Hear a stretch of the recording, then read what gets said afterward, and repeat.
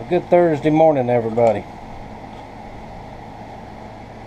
Soaking in water on the horn did not work, so I've had it in some boiling water. It's a little bit soft, I think, so I'm going to put it down here in the vise to see if we can't squeeze it flat. I don't need all of it, I just need this big wide part.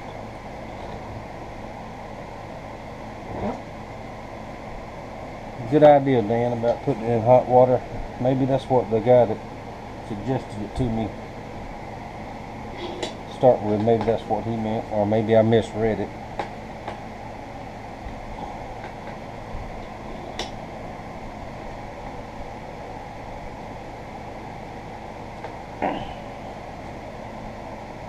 Alright, because I don't need this end piece right here.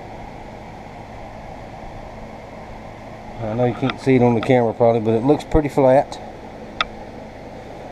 That's going to work one way or another. This and the resin fill. So we'll let that one dry while that one's dry, and I'll take the other piece and put it in this water and get it hotted up again. Now this is not a pan that I cook with or we cook with. I actually found this at the dump a long time ago, and it's been hanging in here in the shop, and I use it for stuff like this. So that is not a cooking pan. It appears to be a non-stick with half the non-stick out of it. And if you ever watch the documentaries on non-stick material they use for that, you will go buy you some iron fryers, cast iron, just like we have in the house. Now let me show you what else I did this morning right quick. Watch BC Truck's video where his sander with the blower, the exhaust thing, caught on fire and was smoldering in there. Now I caught my dust bag that came with this thing on fire not long after I got it. Got rid of that. And this morning I took the blower assembly off, just like Brad did. And it was so clogged up with little fine sawdust pieces that it wouldn't even exhaust anymore. And I'm definitely scared of fire, especially in the shop. So I took all that off. And it was caked and caked and caked in there, and I'm glad I did. So that's that. And my new sanding belts for this one came yesterday.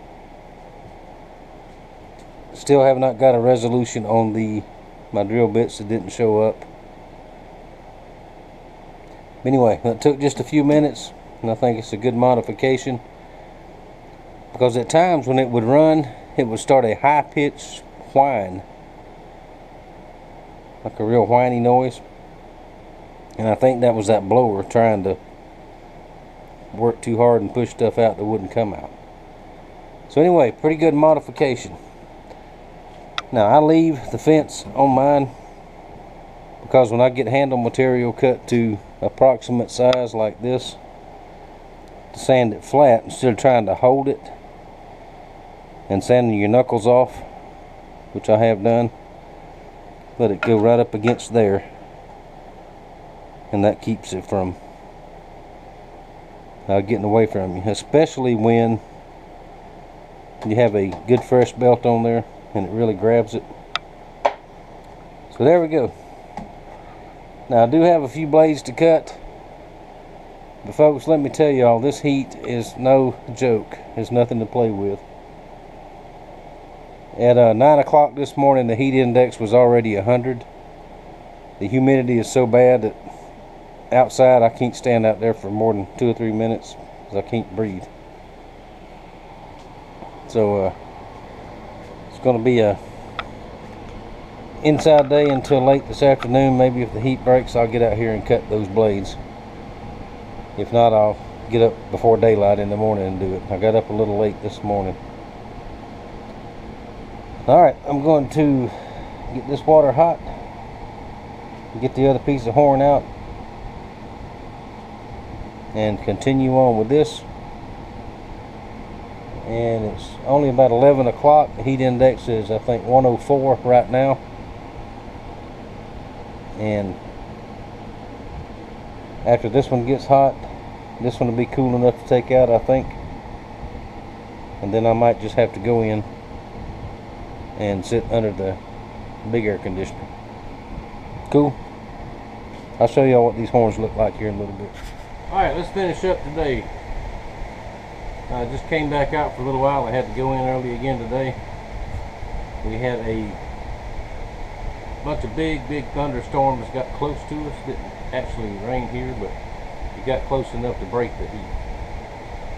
I think this heat cycle is supposed to last the rest of this week and maybe cool down just a little bit next week. But it was brutal outside today. Alright, the antler experiment, boiling it, pressing it fairly flat. By the time I grind this down and cut it to shape, I can work with that. That will be fine. And I'll have to put some liners in there of some kind. I've got something I think will work real nice. This one is not as flat as that one. It doesn't look as flat, but I'm only going to use about this much of it. By the time I grind it smooth, it'll work just fine. And of course, these are going to work just fine as well. And I will get on that hot and heavy tomorrow. I'll be out here before daylight so I can get those blades done, get them cut and annealed and ground. I can rough and anneal, grind, etch 4 blades in a day pretty easy, as long as I get the outside stuff done early. Now, guess what? I got a box.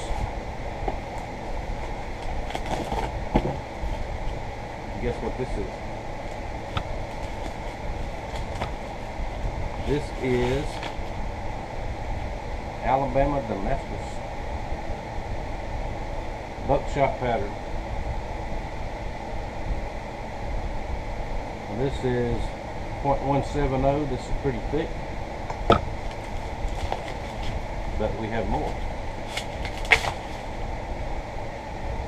Buckshot pattern.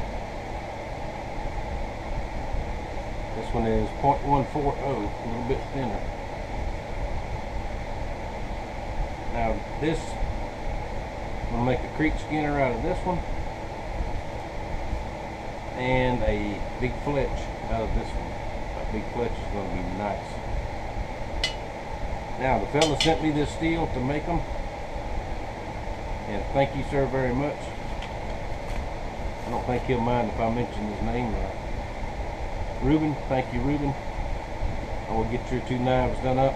Probably be next week before I get them done, but thank you very much for that. And I will have a little Damascus left over for another project or 2. Stick one back in there.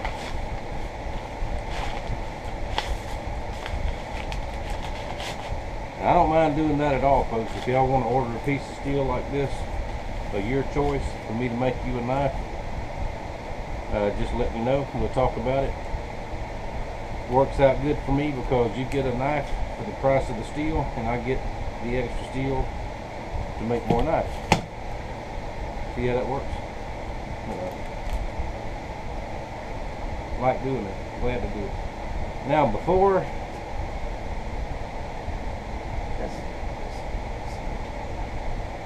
I put these in the stash box for Christmas time, I'm going to list them one more time. This is the random pattern Damascus chainmail skinner. Thought I made the sheath for it, but I can't find it. I'll make one. $90. This is the creek skinner.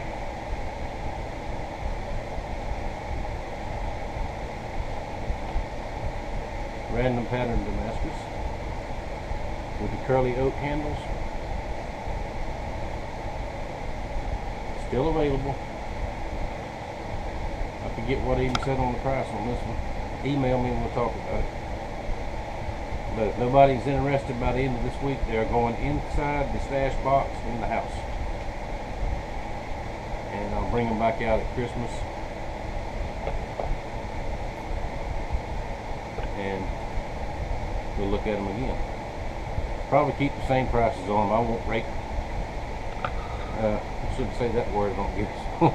I won't raise the prices just because it's Christmas time and in a rush. I don't do that. If I quote you a price, that's the price. Let's see what else.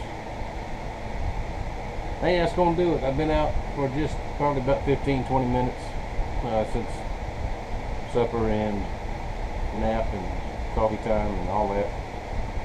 So I'm gonna go back in. We have, I think there's just 2 grandbabies in there now. They all were here earlier. We got 2 for a couple more hours. We'll go in and play with them some more. We played trains, set up the train set and played with that. We played with the dinosaur animals. What else did we do? We watched Curious George on TV. And them youngins will wear you out, let me tell you. Well, mine, they will me. Alright, I'll be back tomorrow and we will continue on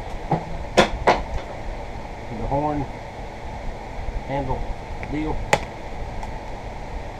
Now that one fell down under the table. I gotta try to find it now. Alright, thank y'all for watching. It means a lot to me for y'all to take time out of your day to watch me and listen to me ramble on. And appreciate all the support. And just watching the channel is support. I appreciate that very, very much. And I'll shut up. Thank you for watching. I'll see y'all tomorrow, probably.